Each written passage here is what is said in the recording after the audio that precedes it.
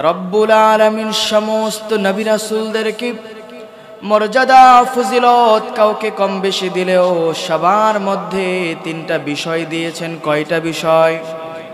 এক নাম্বার হচ্ছে ওহী, দুই নাম্বার মুজিজা, তিন নাম্বার উন্নত চরিত্র। বলেন সুবহানাল্লাহ। ওহী যার মাধ্যমে আল্লাহ রাব্বুল আলামিন ওই রাসূলের সাথে, ওই ব্যক্তির সাথে কথা বলেছেন, আল্লাহর কুদরতি কলিজার বিষয়টাকে ওই নবীর কাছে ওহীর মাধ্যমে প্রেরণ করেছেন। বলি সুবহানাল্লাহ। দুই নাম্বার মুজিজা দিয়েছেন। এই মুজিজা কাকে বলে? মুজিজা কি বিষয়?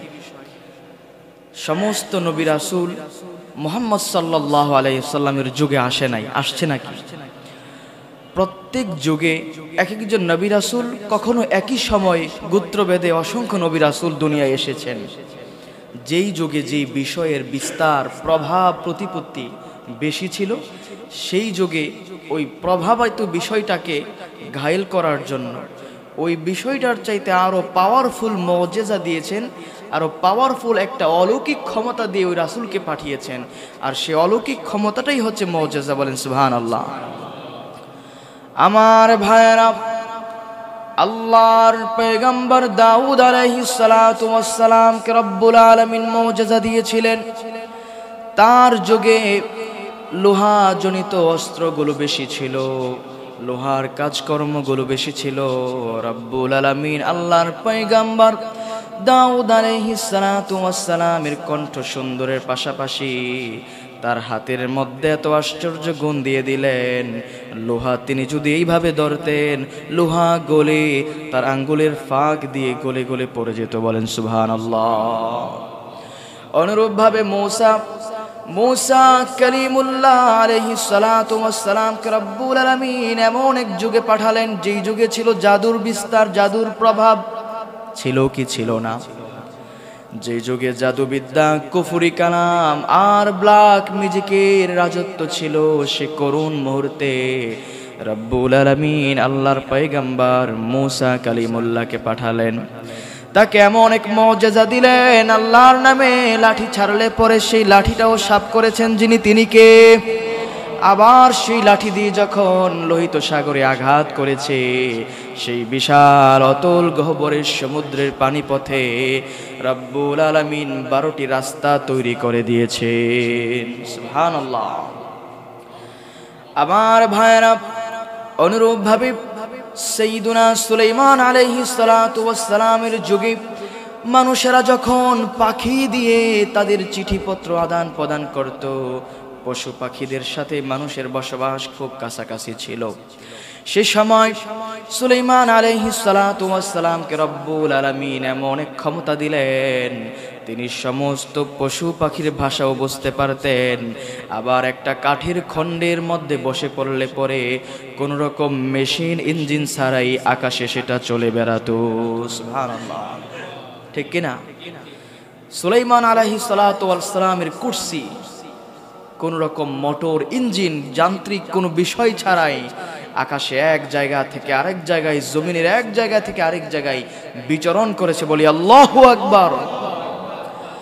তদ্রূপভাবে আল্লাহর পয়গম্বর ঈসা আলাইহিস সালাতু ওয়াস সালামের যুগে চিকিৎসার অনেক উন্নতি ছিল। সেই চিকিৎসার যুগে রব্বুল আলামিন আল্লাহর পিয়ারা রাসূল ঈসা আলাইহিস সালাতু ওয়াস সালামকে এমন এক আশ্চর্য মুজিজা দিলেন, জন্মান্ধর চোখেও যদি তিনি বিসমিল্লাহ বলে আল্লাহর নামে হাতটা বোলাইয়া দিতেন, ওই ব্যক্তির চোখের আলো যিনি ফিরিয়ে দিতেন, তিনি কে? অন্ধ ব্যক্তির চোখেও যদি হাত রাখতেন, সেই ব্যক্তিও চোখে দেখতে পারত। আল্লাহু আকবার। ঠিক এই ধারাবাহিকতায় আমার রাসূল সাল্লাল্লাহু আলাইহি ওয়াসাল্লামকে আল্লাহ রাব্বুল আলামিন এমন এক যুগে পাঠিয়েছিলেন, যেই যুগে ছিল সাহিত্যের অধিক চর্চা। কিসের চর্চা? সাহিত্য, কবিতা আবৃত্তির একটা প্রতিযোগিতা চলত। বছরের শ্রেষ্ঠ কবিতাটা কাবার দেওয়ালে টানিয়ে রাখা হতো। একে অপরকে চ্যালেঞ্জ করে কবিতা লেখে কাবার দেওয়ালে টানিয়ে রেখে অপর পক্ষকে চ্যালেঞ্জ করত যে আমার কবিতার চাইতে অধিক সাহিত্যপূর্ণ সুভাষায় আর কেউ লিখতে পারবে না। এইভাবে অপর গোত্রেও তারা চিঠি লিখত, কবিতা লিখত। এমন সাহিত্যের যুগে রব্বুল আলামিন এমন এক কিতাব বিশ্বনবীকে দান করলেন, কিয়ামত পর্যন্ত যার একটা আয়াত কেউ নকল করতে পারে না। আল্লাহু আকবার। এমন এক কোরআন দিলেন যে কোরআন ওই যুগেও চ্যালেঞ্জ করা হয়েছে। وَإِن كُنتُمْ فِي رَيْبٍ مِّمَّا نَزَّلْنَا عَلَى عَبْدِنَا فَأْتُوا بِصُورَةٍ مِّن مِّثْلِهِ। রব্বুল আলামিন বললেন, পৃথিবীর মানুষেরা, ও মক্কার কাফেরেরা, তোমরা যদি কোনো সন্দেহ থাকো, কোনো সন্দেহের মধ্যে যদি তোমরা থাকো যেটা মানব রচিত কিতাব, তাহলে অনুরূপ একটা সূরা, একটা কিতাব, একটা লাইন তোমরা বানিয়ে আনো। বানিয়ে আনা কি সম্ভব? কারণ এই কিতাব যিনি নাজিল করেছেন তিনি কে? আবার সে রব্বুল আলামিন বললেন, আমি শুধুমাত্র কিতাবই দিলাম না, আগত ভবিষ্যতের জন্য এই কিতাবের সংরক্ষণের দায়িত্ব আমি নিয়ে নিলাম। আল্লাহু আকবার। রব্বুল আলামিন বলেন, ইন্না নাহনু নাযালনা যিকরা ওয়া ইন্না লাহু লাহাফিজুন। আল্লাহ রাব্বুল আলামিন বলছেন, আমি আল্লাহ কিতাব নাজিল করলাম, কিয়ামত পর্যন্ত এই কিতাবের সংরক্ষণাবেক্ষণের দায়িত্ব কার? আল্লাহ। আল্লাহ দায়িত্ব নিয়ে নিলেন। আমার ভাইয়েরা, বন্ধুরা, রব্বুল আলামিন নিজে এসে কুদরতি শরীর দ্বারা এই কিতাবটাকে হেফাজত করবে না, বরং রব্বুল আলামিন এই কোরআনটাকে এত মুজিজাপূর্ণ, এত অলৌকিকভাবে নাজিল করলেন। মুক্তা যেমন ঝিনুকের মধ্যে সংরক্ষিত থাকে, ছোট্ট ছোট্ট মাসুম বাচ্চার হৃদয় গোটা 30 পারা কোরআন রব্বুল আলামিন সংরক্ষণ করেন। এমন নজির আছে না নাই? এই কোরআনটাকে যদি পুড়িয়ে ফেলা হয়, গোটা পৃথিবীর সমস্ত লাইব্রেরি থেকে যদি কোরআনগুলোকে নিয়ে পুড়িয়ে ছাই করে উড়িয়ে দেওয়া হয়, সন্ধ্যা গড়িয়ে সকাল আসার আগে লাইব্রেরিতে আবার কোরআন চলে যাবে ইনশাআল্লাহ। কারণ এই কোরআন মানুষের হৃদয়ে হৃদয়ে যিনি দান করেছেন তিনি কে? আল্লাহ।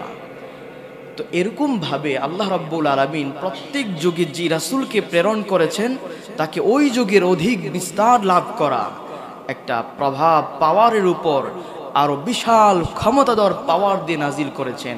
সেটাই হচ্ছে মুজিজা। বলি আল্লাহু আকবার। তাহলে নবী রাসূলদের মধ্য থেকে মর্যাদার কমবেশ হলেও 3টা বিষয়ের ক্ষেত্রে সব নবী রাসূল সমান। 1 নাম্বার ওহী, 2 নাম্বার হচ্ছে মুজিজা, 3 নাম্বার হচ্ছে উন্নত চরিত্র। সমস্ত নবী রাসূলদের ছিল উন্নত চরিত্র, বলেন সুবহানাল্লাহ। আর আমার রাসূল ছিলেন সকল নবী রাসূলদের চাইতেও আর অধিক মর্যাদাপূর্ণ। আল্লাহ তাআলা বলেন, وَإِنَّكَ لَعَلَى خُلُقٍ عَظِيمٍ।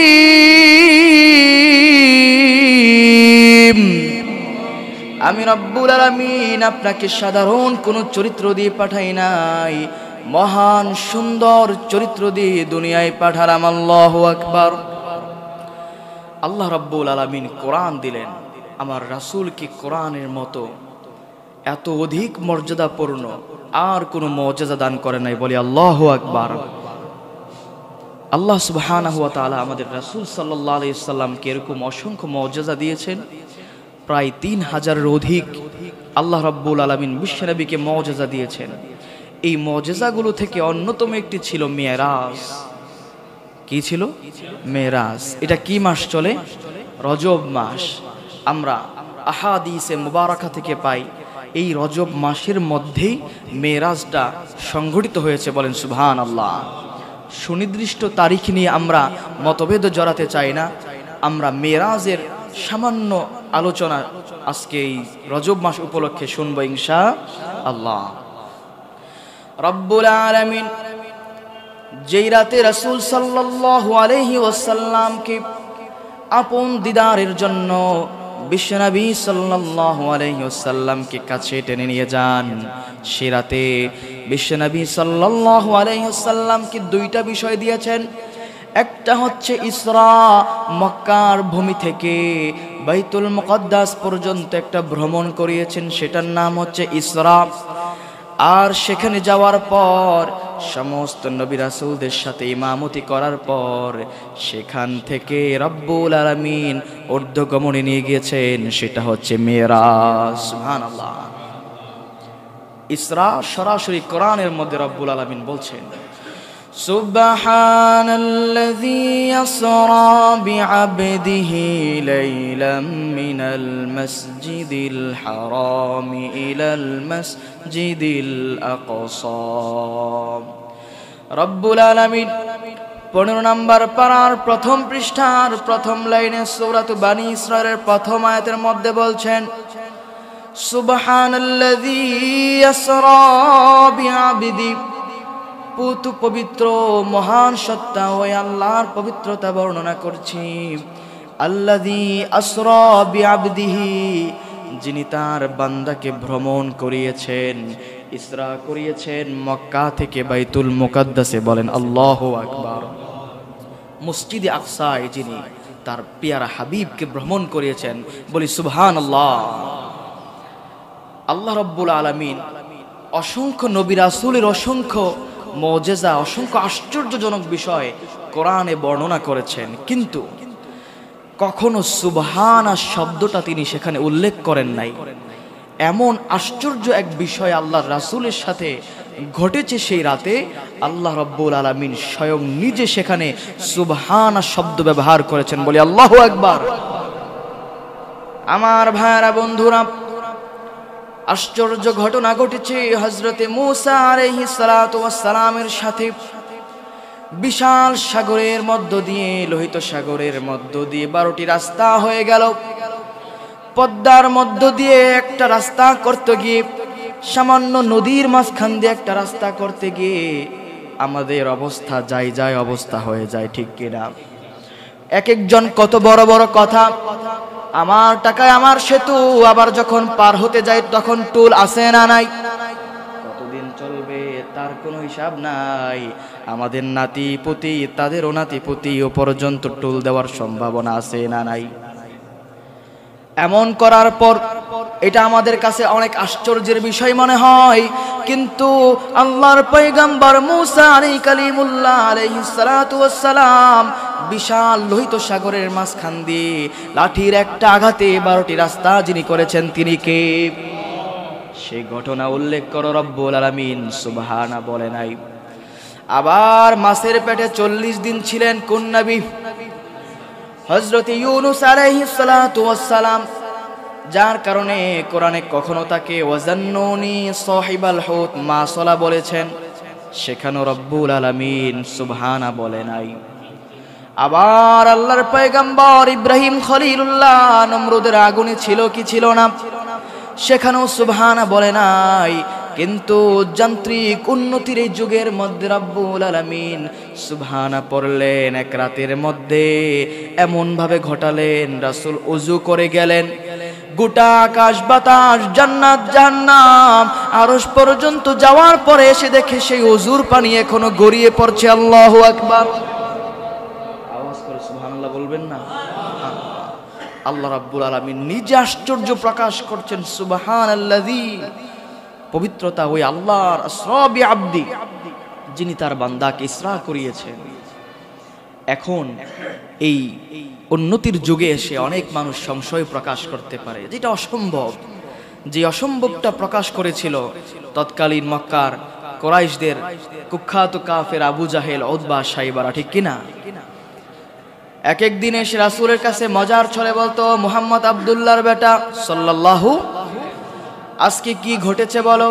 এক এক দিন তুমি এক একটা আশ্চর্য কথা শোনাও, আজকে কি হয়েছে তোমার বলো দেখি।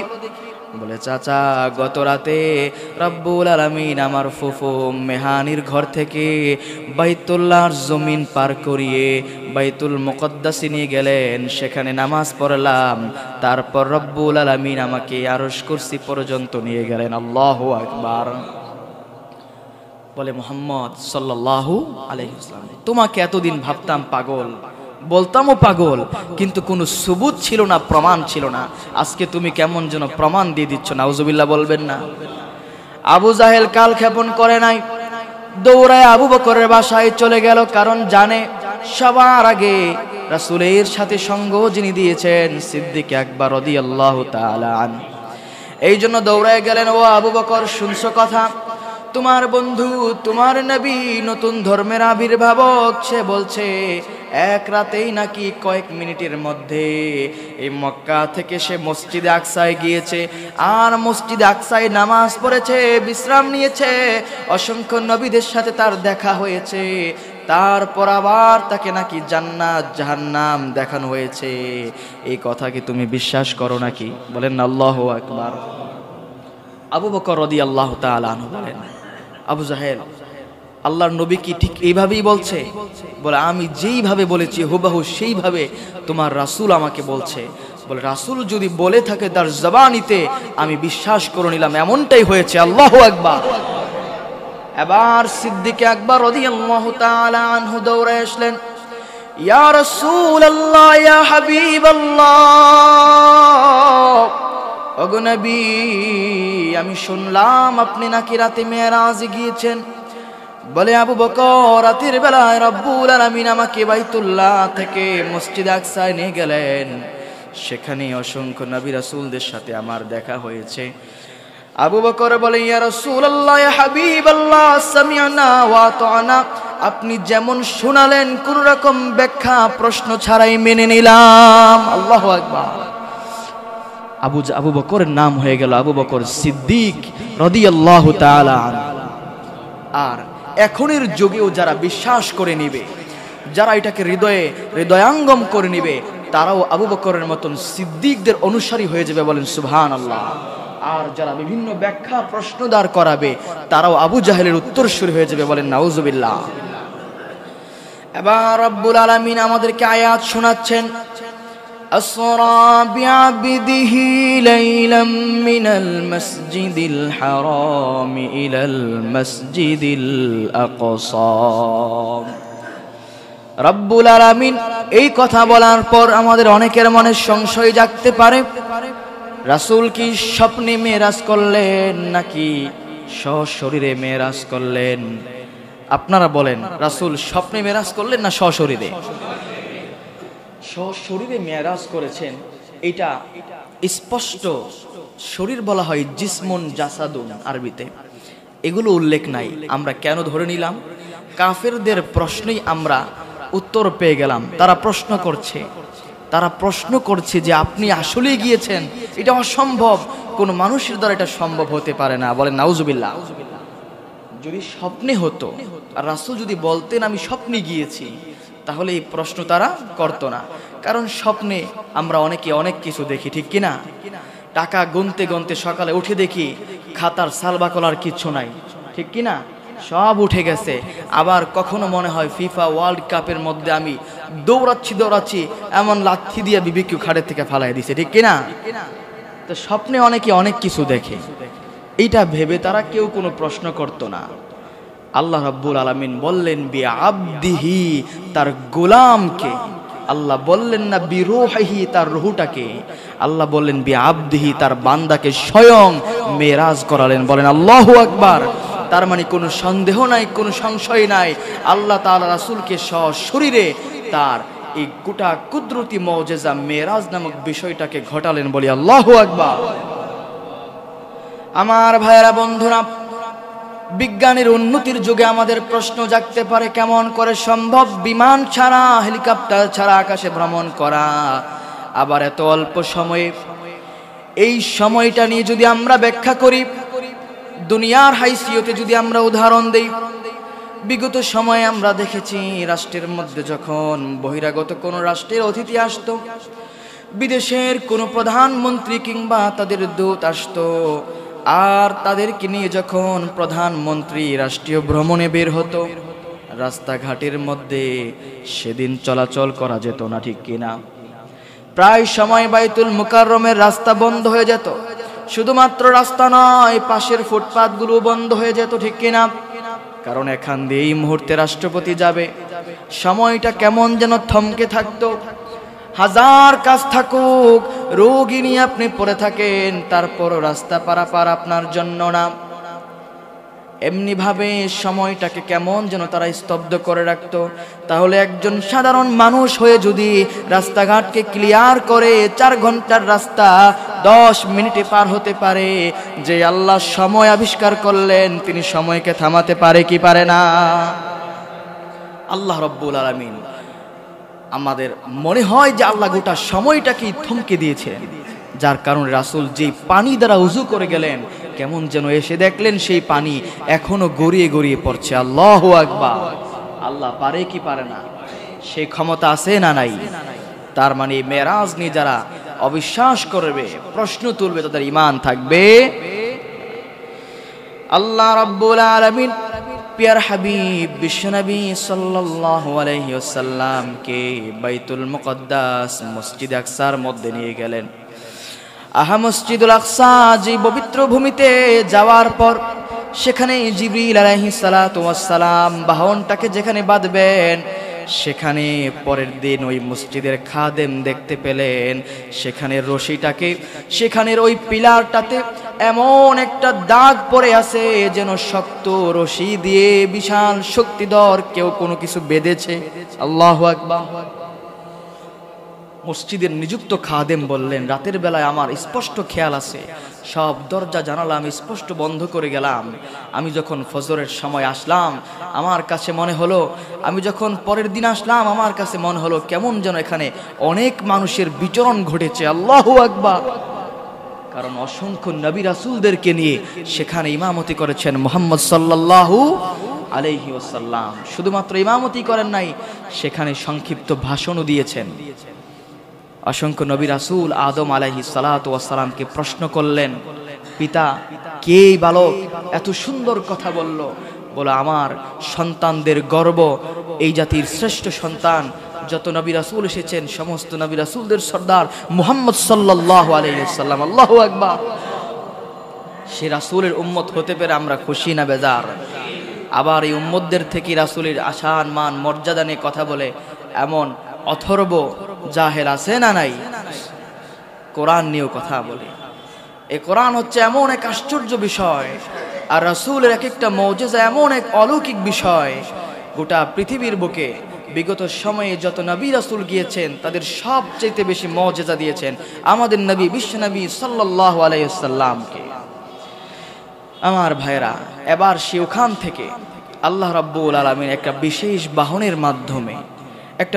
বাহনের মাধ্যমে যাকে বলা হয় বরাক, সে বরাকের মাধ্যমে রাব্বুল আলামিন ঊর্ধ্বগমনে নিয়ে গেলেন। সেখানেও এখনের মানুষের মধ্যে কত বানোয়াট বিষয়। একটা ঘোড়ার মধ্যে বিভিন্ন আরবি লেখা লিখে উপরে একটা মহিলাদের আকৃতির মানুষকে বসায়া সেই ছবি আবার ঘরের মধ্যে টানায় রাখে, এমন ছবি আছে না? কেমন যেন বোঝাতে চায় যে রাসূলের এই বোরাক আর রাসূল বসে আছে। রাসূলের কোনো ছবি পৃথিবীর বুকে নাই। তুরস্কের একটা মিউজিয়ামে, একটা জাদুঘরে, তুরস্কের একটা সংরক্ষিত কক্ষে রাসূলের কিছু পোশাক, রাসূলের পোশাক, লাঠি, তরবারি আছে। এছাড়া কিছুদিন পর পর ফেসবুকে, সোশ্যাল মিডিয়ায় দেখি আমরা এত বড় একটা চুল, মনে হবে মাথা থেকে ধরলে পা পর্যন্ত যাবে। বলে কেউ আমিন না লিখে যাবেন না, রাসূলের চুল মোবারক। এমন আছে না নাই? আছে না? আপনি চিন্তা করেন, রাসূল ছিলেন আমাদের মতন, আমাদের দেহ কাঠামোর মতন, তার চুল যদি হয় এত লম্বা, তা পা পর্যন্ত চলে যায়, হাঁটছে কিভাবে?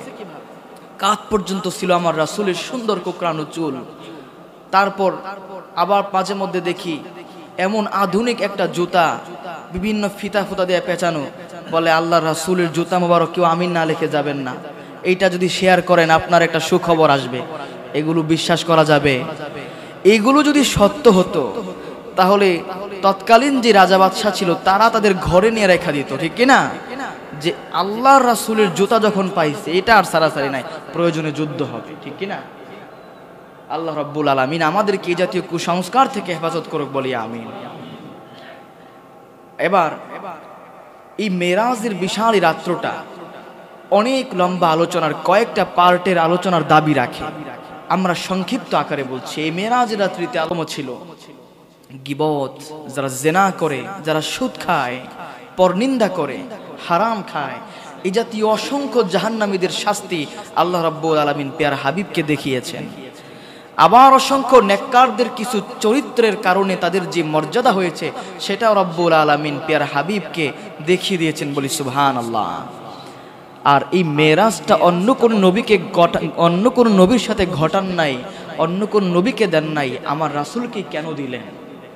কারণ এই যুগের মানুষগুলো দিন দিন যত দিন যাচ্ছে তত উন্নত বিশ্বের দিকে এগিয়ে যাচ্ছে। একজন মানুষ মক্কা মুকাররমা দেখে আসলো, আরেকজন মানুষ না দেখে শুধুমাত্র কিতাব পড়ে বর্ণনা করলো, ইফেক্ট হবে কারটা বেশি? যে দেখে আসছে, তাই না?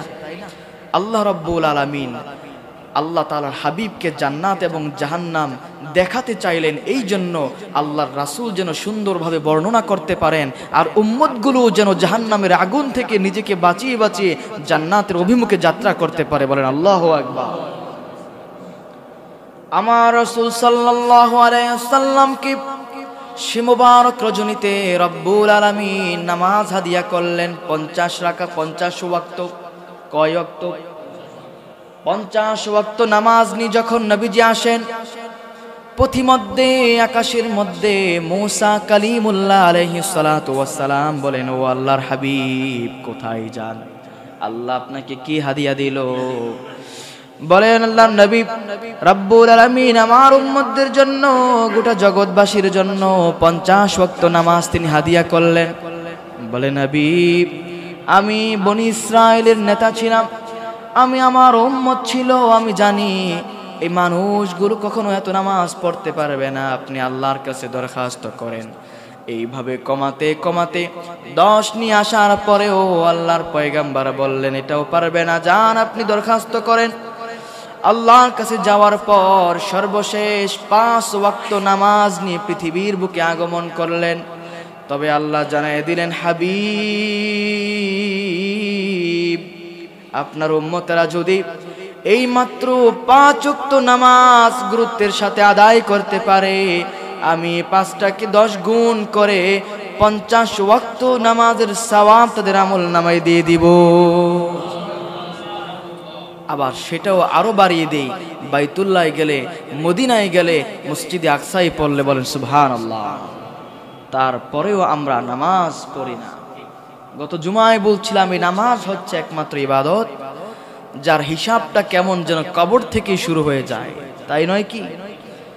কবরে রাখার পর সূর্য যেমন পশ্চিম দিকে হেলে যায় এমন একটা অবস্থায় তৈরি হয়ে যাবে।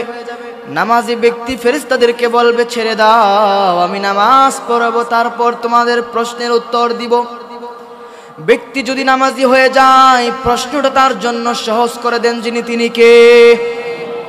আর নামাজই হচ্ছে একমাত্র ইবাদত, গোটা পৃথিবীর বুকে কোথাও তার বিধান জারি হয় নাই। স্বয়ং রব্বুল আলামিন 7 আকাশের উপর থেকে যে বিধানটাকে হাদিয়া করেছেন, বলি সুবহানাল্লাহ। এবার আসুন এই মেরাজকে কেন্দ্র করে কিছু বিষয়, যে আল্লাহ রাসূল আল্লাহ তাআলাকে সরাসরি দেখেছে কি দেখে নাই, এটা নিয়ে উলামায়ে কেরামের মধ্যে মতানৈক্য আছে। দেখুক আর না দেখুক, আমরা সেই দ্বন্দ্বে জড়ালাম না, কারণ রব্বুল আলামিন বলছেন লান তারানি, তোমরা এই চর্মচক্ষুতে কিছুতে আমাকে দেখতে পারবে না। আবার মূসা কালিমুল্লাহ আলাইহিস সালাতু ওয়াস সালাম আল্লাহকে দেখতে গিয়ে তিনি আল্লাহর যে আলোক রশ্মি, নূরের যে তাজাল্লি, সেটা দেখে আশ্চর্য হয়ে তিনি অজ্ঞান হয়ে পড়ে গেলেন, ঠিক নয় কি আমার ভাইরা? এই জন্য এসব দ্বন্দ্বে আমরা না যাই। মেরাজের যে শিক্ষা, মেরাজের শুধু শিক্ষা নামাজ নয়, এই মেরাজটা ঘটিয়েছে তখন যখন বাইতুল্লাহ সময়টা প্রায় শেষ হয়ে আসছে মক্কার, রাসূল মদিনায় গিয়ে নতুন এক সমাজ বিনির্মাণ করবেন। তার আগ মুহূর্তে মানুষগুলো, কাছের মানুষগুলো যখন রাসূলকে কষ্ট দিয়েছেন, একটা রিফ্রেশমেন্ট দেওয়ার জন্য আল্লাহ তাআলা এই ভ্রমণে নিয়ে আল্লাহ রাসূলকে এত কাছাকাছি নিয়ে গেলেন, আর বুঝাতে চাইলেন সামনের সময়টা আরো বিস্তার, সামনে আসছে এক বিশাল সুযোগ, সমাজ বিনির্মাণ করার সুযোগ। কোরআন দিয়ে আপনি মানুষগুলোকে এক এক করে নামাজি নিয়ে গেলেন, তো ব্যক্তি পর্যায়ে মানুষ নামাজি হয়ে গেল। কিন্তু আপনি যখন রাষ্ট্রের অধিপতি হয়ে রাষ্ট্রের মধ্যে নামাজের কায়েমের কথা বলবেন, তখন গোটা রাজ্যের মধ্যে রহমতের এক পরিবেশ কায়েম হয়ে যাবে। বলেন আল্লাহু আকবার। রাজ্যের মধ্যে, একটা রাষ্ট্রের মধ্যে আর রাজ্যের মধ্যে আল্লাহ ভীতু তৈরি হওয়াটা কতটা জরুরি। রব্বুল আলামিন কোরআনের 9 নম্বর পারার 2 নম্বর পৃষ্ঠার প্রথম আয়াতগুলোতে বলছেন, ওয়ালাউ আন্না আহলাল কুরা আমানু ওয়াত্তাকাউ লাফাতাহনা আলাইহিম বারাকাতিম মিনাস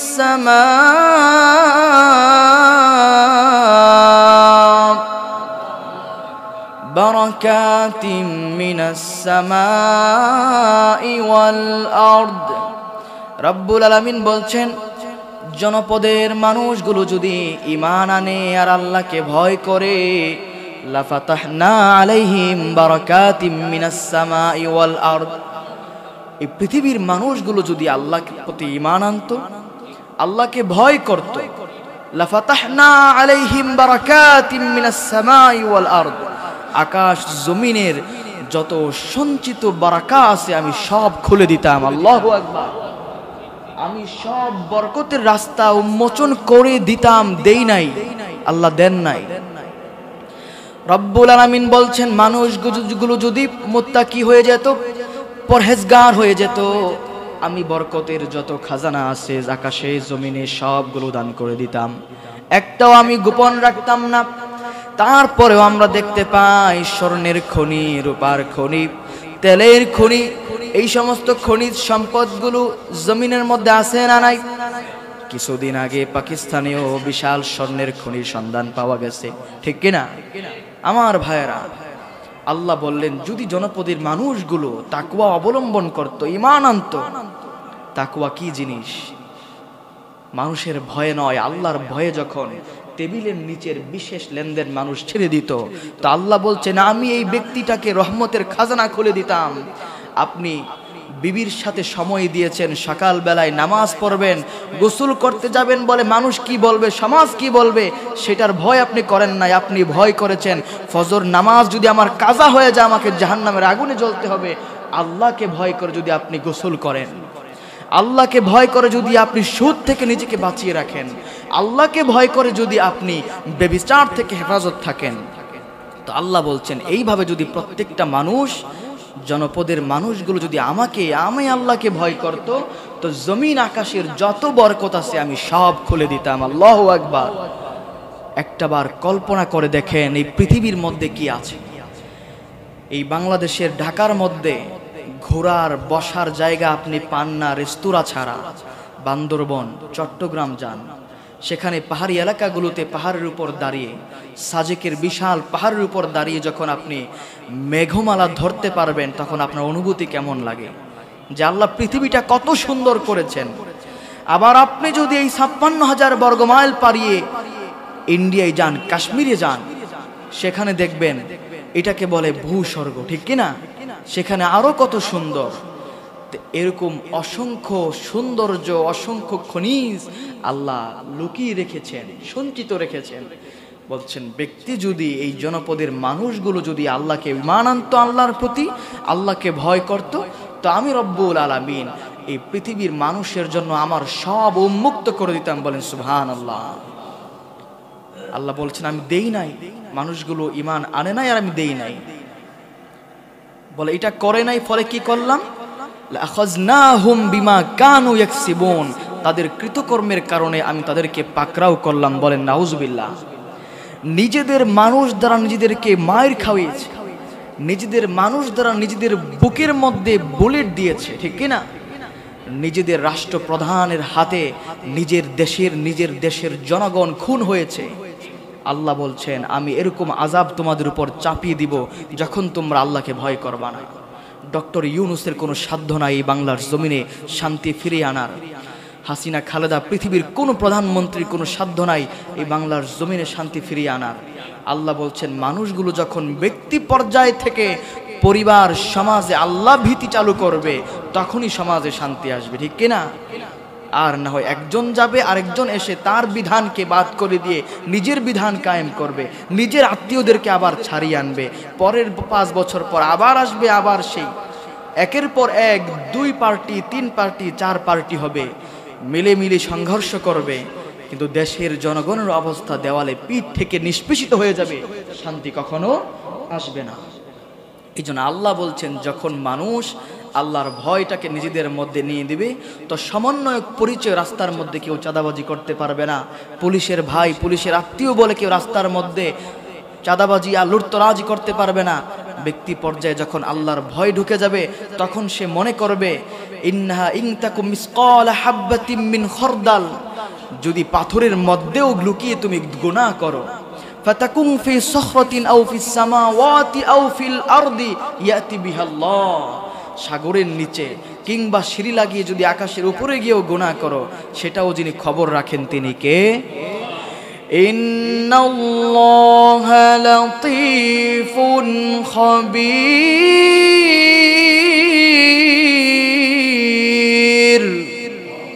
রাব্বুল আলামিন বলছেন, পৃথিবীর যেখানে গিয়ে তুমি লুকিয়ে থাকো না কেন, যেখানে লুকিয়ে তুমি গুনাহ করো না কেন, তোমার বাবা মা ভাই বোন আত্মীয় স্বজন তোমাকে নাও দেখতে পারে, কিন্তু একজনের খবরে তুমি সব সময় থাকো। আওয়াজ করে বলেন না তিনি কে? সে আল্লাহর আওতায়, আল্লাহর মনিটরিং এর মধ্যে আমরা সবাই সর্বক্ষণ আছি। এই ভয়টা যতদিন না আসবে, এই পৃথিবীর মানুষগুলোর ততদিন বরকতের ছোঁয়া পাবে না, শান্তির ছোঁয়া পাবে না।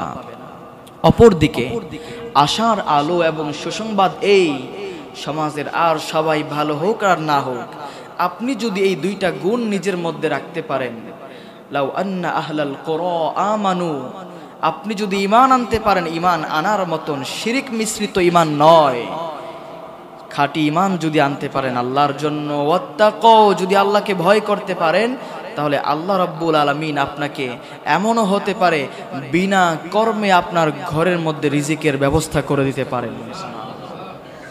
আবার 10,000 টাকায় চাকরি করেন, দেখবেন মাস শেষে আপনার কোনো ঋণ করতে হচ্ছে না, এটা দিয়ে আপনার গোটা পরিবার আরামে চলে যাচ্ছে। বলেন না সুবহানাল্লাহ?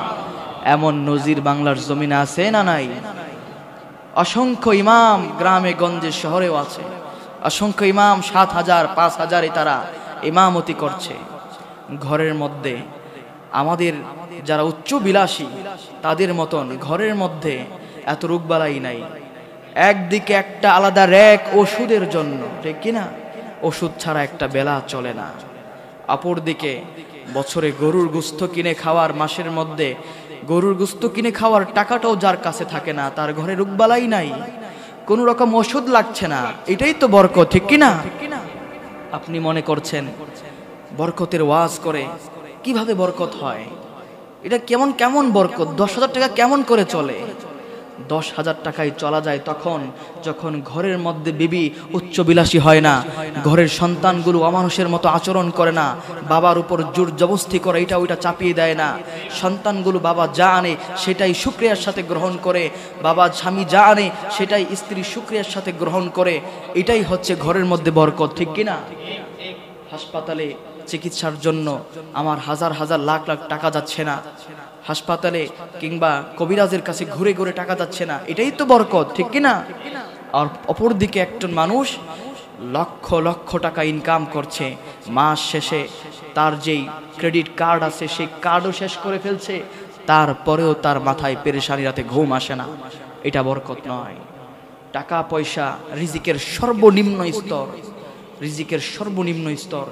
সুস্থতা, প্রশান্তি, এগুলোই হচ্ছে আল্লাহর কাছে চূড়ান্ত রিজিক। এই সমস্ত রিজিক আল্লাহর কাছে বেশি বেশি করে চাবেন, আল্লাহর কাছে বরকত চাবেন, রহমত চাবেন।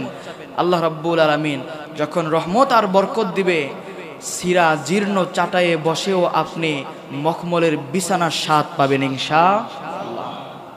আমার ভাইরা, তো মেরাজের শিক্ষা হচ্ছে আল্লাহর রাসূলের আনিত বিধানকে চোখ বন্ধ করে বিনা প্রশ্নে বিনা আবদারে আমাদেরকে গ্রহণ করতে হবে। পারা যাবে ইনশাআল্লাহ।